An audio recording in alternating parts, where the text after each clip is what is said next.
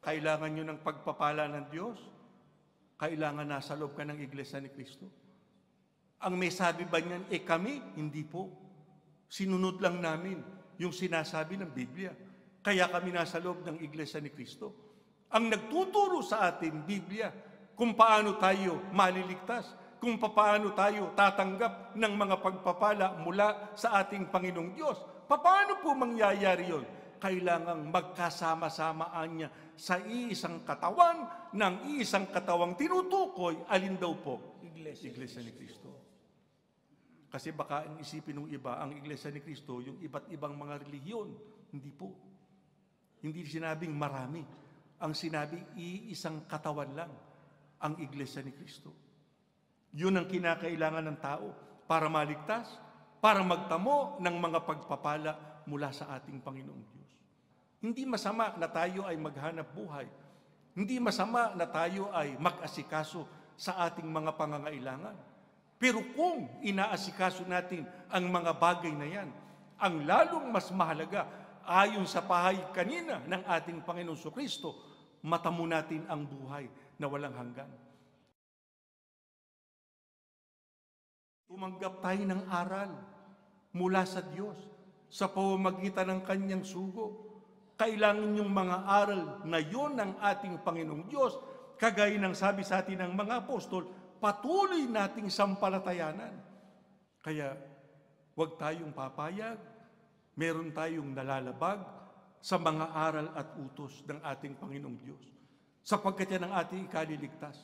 Yan ang dahilan kaya tayo tinawag, kaya tayo hinirang, para natin masunod yung mga kalooban ng ating Panginoong Diyos at maging dapat tayo sa ginagawa nating mga paglilingkod sa Kanya.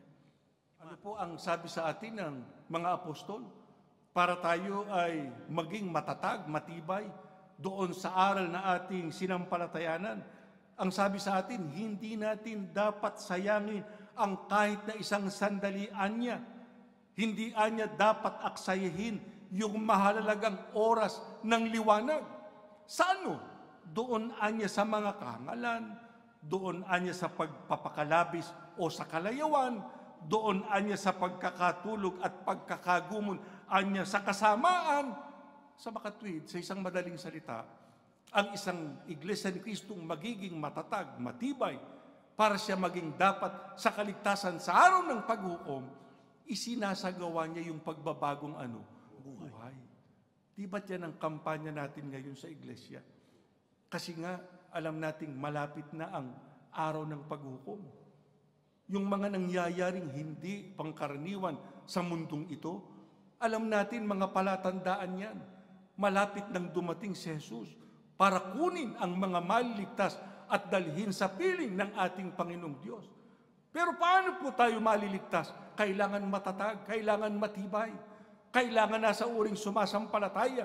At yung matatag, matibay, nasa uring sumasampalataya, hindi siya pumapayag na ang uri ng pamumuhay na hinahanap ng Panginoong Diyos sa Kanya, hindi niya naisasakatuparan. Dapat patuloy nating gawin ang pagbabagong buhay. Pagka ginawa natin yan, ano po ang ating matitiyak? Magiging matibay at matatag tayo sa atin pong pagka-Iglesia ni Cristo. Ang sabi sa atin ng Biblia, magtiwala tayo sa Panginoon, manalig tayo sa Kanya. Sapagkat pagka ginawa nating magtiwala at manalig anya tayo sa Kanya, ililigtas tayo ng ating Panginoong Diyos. Ang sabi sa atin ng ating Panginoong Diyos, yung Kanyang kakalingain, ipagtatanggol at ipagsasanggalang, yun anya yung lingkod niyang sumasamba sa Kanya. Kaya yung pagsamba, napakahalaga. Pagka mayroon tayong problema, hindi natin dapat iwanan ang pagsamba. Kahit ano masagupa natin, mga kapatid, huwag nating bitawan ng pagsamba kung nais natin ng tulong ng ating Panginoong Diyos. Meron ba kayong kaligaligan sa inyong buhay? Gusto niyong tulungan kayo ng ating Panginoong Diyos? Huwag nating pabayaan ang ating pagsamba. Pagka tayo sumunod sa Diyos, mga kapatid, di niya tayo pababayaan. Pagka yung ating mga sagutin sa Kanya, hindi natin binitawan, hindi niya tayo lalayuan. Kakalingahin niya tayo, tutulungan niya tayo, Ibibigay niya sa atin ang ating pangangailangan pagka tayo tumawag sa Kanya, pagka hindi natin pinabayaan ang ating mga sagutin sa Kanya. Alam ko kung minsan, nahihirapan kayo dahil sa inyong hanap buhay. Pero walang imposible sa Diyos pagka tayo humingi ng tulong sa Kanya. Bakit hindi yun ang ating pakiusap sa Kanya? Tulungan niya tayo mapagtalagahan ang ating mga pagsamba. Mapagtalagahan natin yung uri ng pamumuhay na hinahanap din niya sa atin.